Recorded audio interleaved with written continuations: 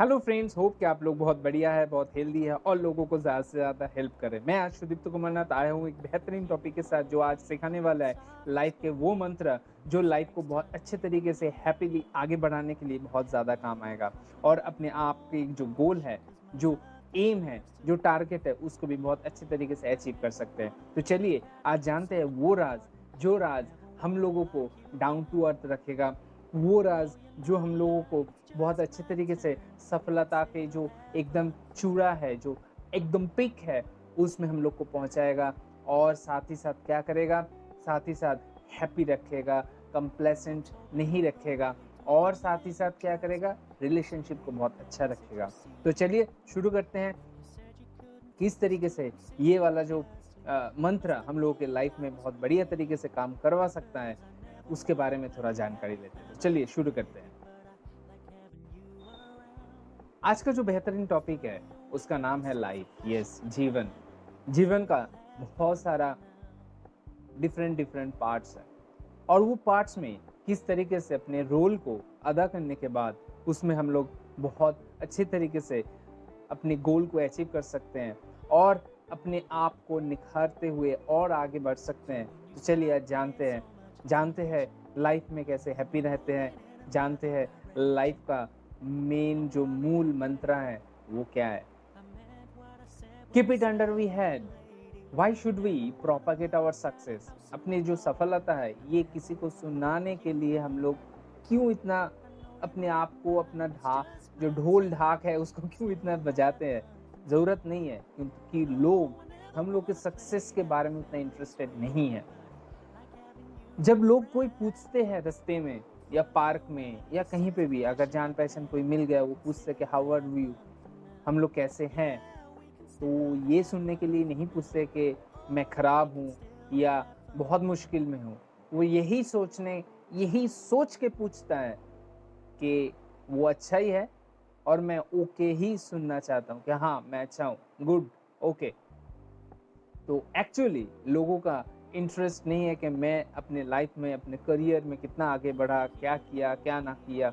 Just as a whole it's a normal situation, normal relationship जहाँ पे लोग हर वक्त एक ऊपर की जो सतह है उस तक ही अपने रिलेशनशिप को रखना चाहते हैं, कायम रहना चाहते हैं।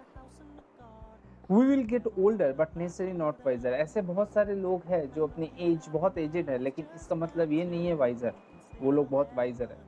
क्योंकि ऐसा भी बहुत सारे एजेड पर्सन है, शायद उसके पास नॉलेज उतना नहीं है तो वाइजेस्ट हो नहीं सकते, लेकिन कंपेयरिंग कि बहुत यंगर पर्सन जो जिसके पास नॉलेज है, लाइफ का बहुत सारा एक्सपीरियंस है और बहुत कठिन परिस्थिति से वो गुजरा गुजरा है, तो शायद वो बहुत ज़्यादा वाइज है दैट ओल्ड पर्सन से ज़्यादा। तो ये एक बहुत इंपॉर्टेंट है। Older does not mean visor.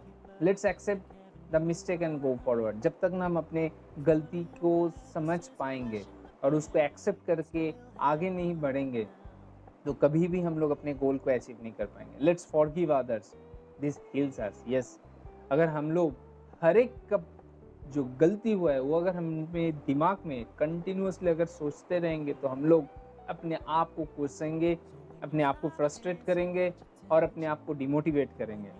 सो अगर सबको माफ करते हुए आगे बढ़ेंगे तो वो हील्स करते अपने सोल को, अपने बॉडी को, अपने माइंड को। Allow our partner to be happily after. शादी के पहले हम लोग कोई भी अपने पार्टनर्स को जब चुनते हैं, शायद उसके कोई ट्रेट्स, क्वालिटीज, यूनिकनेस रहता है वही चुनते हैं। लेकिन शादी के बाद क्या होता है, जब हम लोग एक साथ रहते हैं, हम लोग अपनी जो कैरेक्टर है, अपनी जो गुण है, उसको दूसरों के ऊपर थोपने की कोशिश करता है और हम लोग जो देखना चाहते हैं वो बनाने के लिए एक लड़ाई में लग जाते हैं। इससे क्या होता है, जो पुराना यूनिक ट्रेड्स था वो चला जाता है, क्वालिटीज, और नया क्वालिटीज क्रिएट हो जाता है। एक्चुअली वो एक्सेप्टेबल नहीं है। इसके लिए बहुत सारा प्रॉब्लम्स होता है, डाइवोर्स हो जाता है, बहुत सारा प्रॉब्लम होता है।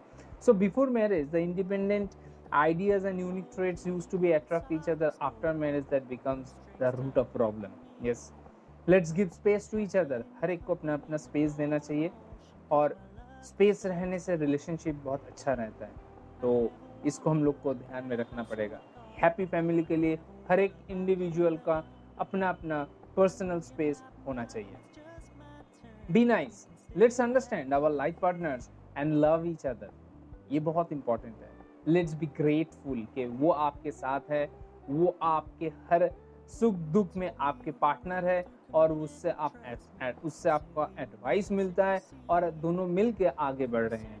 Let's take care about happiness of our partner. Definitely be the first to say sorry. सबसे पहले खुद को सॉरी बोलना चाहिए। Sorry is a small word but very hard to say. Students life में बहुत ज़्यादा ऐसा होता है, मम्मी डैडी के साथ बहुत झगड़ा हो जाता है और वो घर में दरवाज़ा बंद करके सो जाता है या कुछ भी करता है, मम्मी डैडी से बात नहीं करता है। लेकिन 1-1.5 घंटा 2 घंटा बाद मम्मी जब खाना लेके उसके घर आते हैं और मम्मी जिस तरीके से अपने बेटा या बेटी को जिस तरीके से ट्रीट करते हैं, ऐसा लगता है कि कुछ देर पहले वो झगड़ा हुआ ही नहीं था। सब हो जाने के बाद तो उसका बेटा या बेटी नॉर्मल हो जाते हैं और मम्मी और डैडी से फिर से पहले जैसा बात करना चालू करता है। लेकिन यहाँ पे क्या दर्शाता है कि पेरेंट्स ने कॉम्प्रोमाइज किए और वहाँ पे जाके बेटे से या बेटी से बात किए। बेसिकली वो पहले सॉरी बोल दिए। हालांकि बेटा या बेटी को पहले सॉरी बोलना चाहिए। एक बार करके देखिए, लाइफ में बहुत मजा आएगा। बहुत कुछ सीखने का है लाइफ में। सो कोई भी दोस्त से, कोई भी लाइफ पार्टनर से, ऑफिस में, कॉर्पोरेट्स में, बिजनेस एरिया में कुछ भी ऐसा हो, so first say sorry. If we say sorry, it does not hamper our self-respect. Yes, हम लोग सॉरी क्यों बोलते हैं कि क्योंकि हम लोग जिस कारण के लिए कम्युनिकेट करते करते कंट्राडिक्शन में चले जाते हैं, वो कंट्राडिक्शन के लिए ही हम लोग सॉरी बोलते हैं। ऐसा नहीं है कि हम लोग जो डिस्कशन कर रहे थे उसके लिए सॉरी बोल रहे हैं। सो माइंड इट कि हम लोग जो कंट्राडिक्ट किए, जो हम लोग उनके साथ झगड़ा करने की नौबत तक आ गए, वो झगड़ा जो हुआ उसके लिए सॉरी है। सो इससे सेल्फ रेस्पेक्ट को कोई हैम्पर नहीं होता है। Never be too busy for loved ones. ऐसा होता है कि पैसे के लिए दौड़ते दौड़ते अचानक जब ख्याल आया कि फैमिली को टाइम देना है, तो देखे कि आपका बेटा बड़ा हो चुका है या बेटी बड़ा हो चुका है, वो भी अपना पर्सनल स्पेस लेकर भी बैठा है और आपसे इतना इंटरेक्ट नहीं करते, वो अपना ही एक दुनिया बना लिया है। So you should spend our time with loved ones. जब टाइम है तब बिता लीजिए ये टाइम को, अदरवाइज आपको फिर से ये मौका नहीं मिलेगा। Let's speak with our sister, brother and friends. पहले जो फ्रेंड्स सिस्टर्स बहुत दूर में रहते हैं शायद, और उतना आपके काम में बिजी होने के कारण उनसे बात नहीं हो पाता, कभी भी टाइम निकल के एक मिनट एटलीस्ट फ़ोन तो कर ही सकते हैं। ब्रदर से बात कर ही सकते हैं, फ्रेंड से बात कर ही सकते हैं। Let's take initiative fast. हो सकता है वो आपसे छोटे हो, लेकिन आप बड़ा होने के नाते भी आप ये कर सकते हो। Give our kids a break. Yes, हर किड्स के ऊपर सर पे चढ़ के उसका स्कूलिंग कॉलेज हर टाइम उसके पीछे पड़े रह के, मतलब उसका स्पेस को हम लोग डिस्ट्रॉय करते हैं। Let's give them a liberty for the new initiative. अगर कुछ नया इनिशिएटिव लेते हैं उसके लिए थोड़ा उनको लिबर्टी देना चाहिए। Let's feel proud about the defeat and win both. Let's appreciate, कुछ भी वो कर रहा है तो अप्रिशिएट करिए। डेफिनेटली ये चीज वो सीखेगा और दूसरों को भी वो सेम चीज करेंगे। Be generous with your time. Let's share our knowledge among others. Let's share our experience. We never know our encouragement help others. Yes, it's works. Let's pay back to the society. ये बहुत important है। इसी के लिए ही हम लोग यहाँ पे हैं। जितना कुछ हम लोग को मिल रहा है उसका सर्टेन परसेंटेज इस सोसाइटी को हम लोग को देना ही पड़ेगा। Get involve. Nowadays we are more involved by virtually Facebooks, all सारा social media. We have to be engaged physically. Let's experience the world through our views. चलिए एक साथ जाते हैं कहीं फैमिली के साथ, या बहुत दूर किसी नदी के किनारे बैठ के एक अच्छा सा प्रकृति का सौंदर्य का जो भव्य दृश्य है उसको उपलब्धि करिए। कहीं पे हिल्स एरिया में चले जाइए तो देखिएगा ये प्रकृति, ये नेचर कितना फ्रेंडली है, कितना सुंदर है। होप कि आज का जो सेशन रहा ये बहुत ही कंटेंटफुल रहा।